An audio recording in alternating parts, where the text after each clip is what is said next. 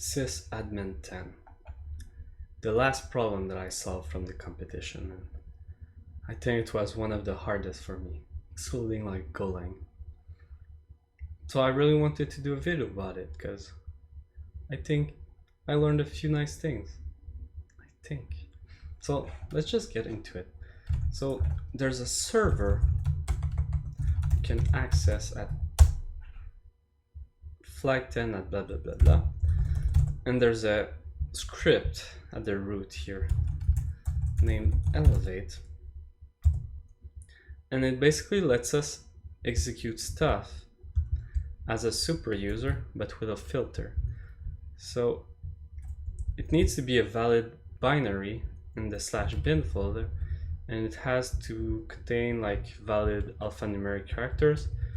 You can't like have the string secret here, and there's like a bunch of characters you can't use. All of these you can't use here because it's banned characters.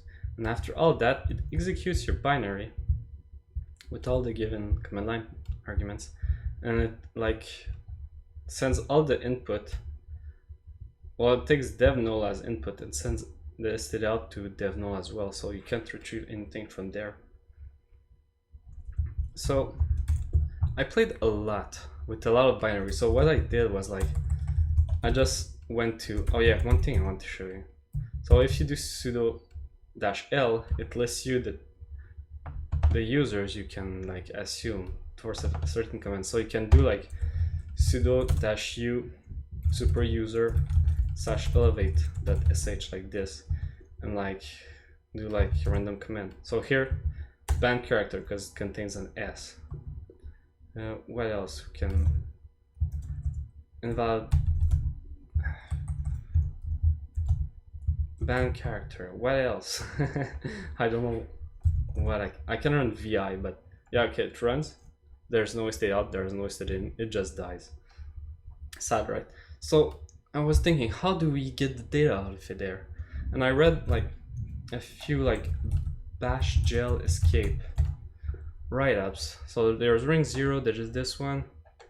I can't remember the one that was the most interesting.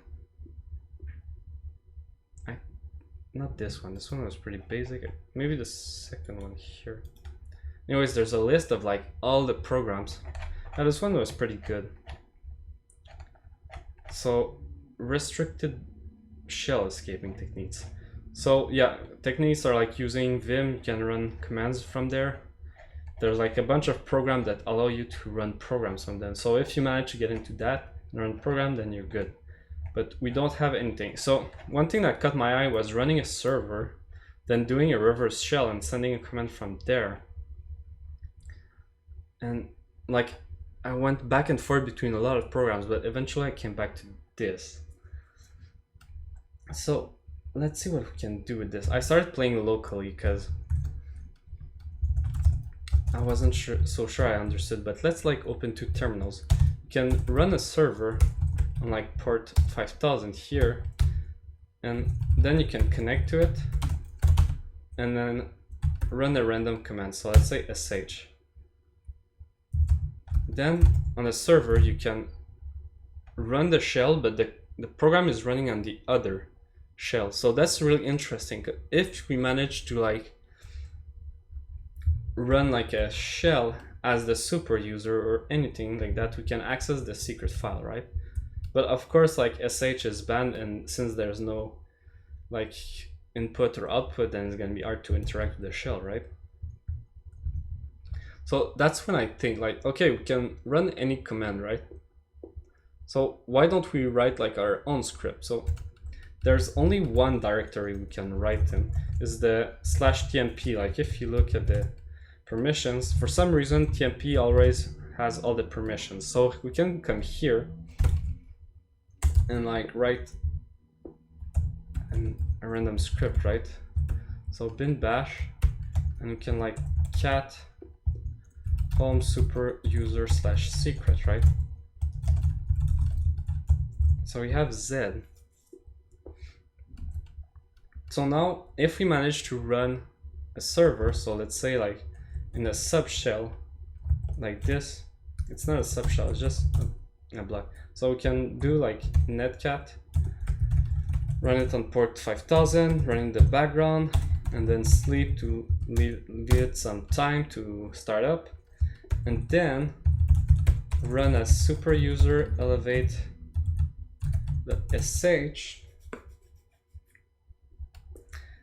and then we run netcat, which is a valid command. That's the weakness, right? We execute z, or z, which is a valid character, on localhost. Localhost is not valid, we have to use the IP and the port. And then it runs our script as a super user, and then it can access the file. Because if we just super user that's secret, we can't. But here we have it, flag sysadmin too many comments to blacklist. So it seems easy like this, but there are so many nuances, and I played with it for like at least half a day or even more. But I wanted to like give a quick rundown of how it worked. And like this netcat trick, like they introduced it, but it wasn't exactly the same thing. And I had problem with like the syntax, like this was really weird. I had to ask for help. I think you can do it like in 2 different commands. Yep.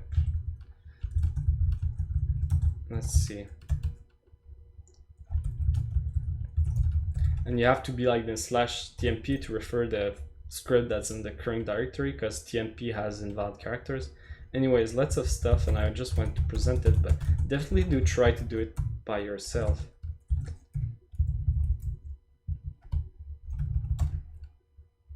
Yeah, okay, you can just run server and then connect to the server